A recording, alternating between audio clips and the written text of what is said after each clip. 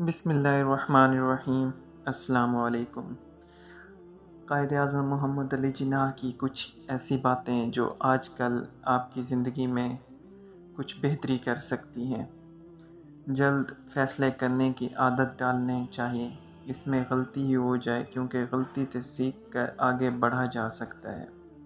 انسان کی آزمائش جتنی بری اور مشکل ہوگی، انعام بھی اتنا ہی بڑا ہوگا۔ انسان چاہیے کسی بھی رنگ اور کسی بھی نسل کا کیوں نہ ہو، اس کے آنسو، اس کا خون کا رنگ ایک جیسا ہی ہوتا ہے۔ کامیابی صرف انہیں ملتی ہے جنہیں کامیابی کا یقین ہو۔ قدرت حالات کے مطابق ایسے آدمی پیدا کر دیتی ہے جس کی وقت اور حالات کو ضرورت ہوتی ہے۔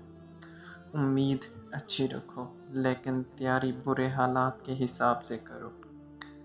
میں درست فیصلے لینے پر یقین نہیں رکھتا، بلکہ فیصلے لے کر اسے ایک بہترین فیصلہ ثابت کرتا ہوں۔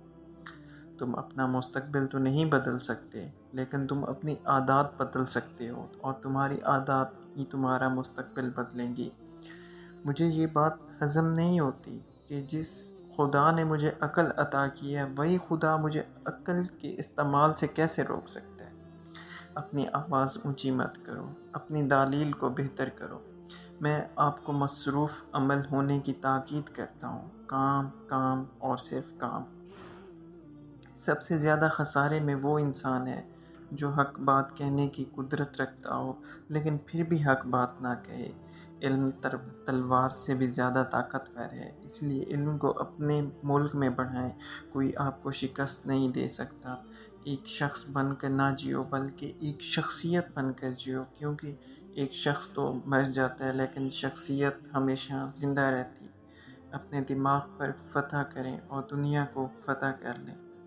نہ خود اصول کے خلاف کام کرو اور نہ کسی کو اصول کے خلاف کام کرتے دیکھ کر خاموش رہو۔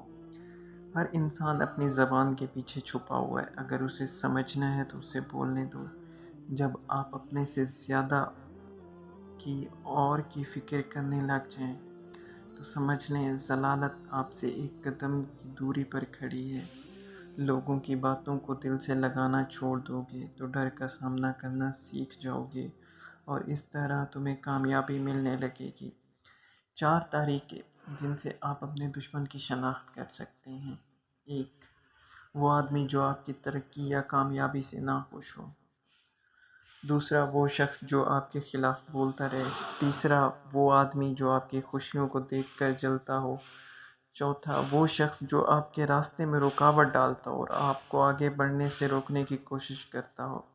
اگر تم 30 برس میں طاقتور اور 40 برس میں عقل مند نہیں بنے تو تم کبھی طاقتور اور عقل مند بننے کی امید نہ رکھو۔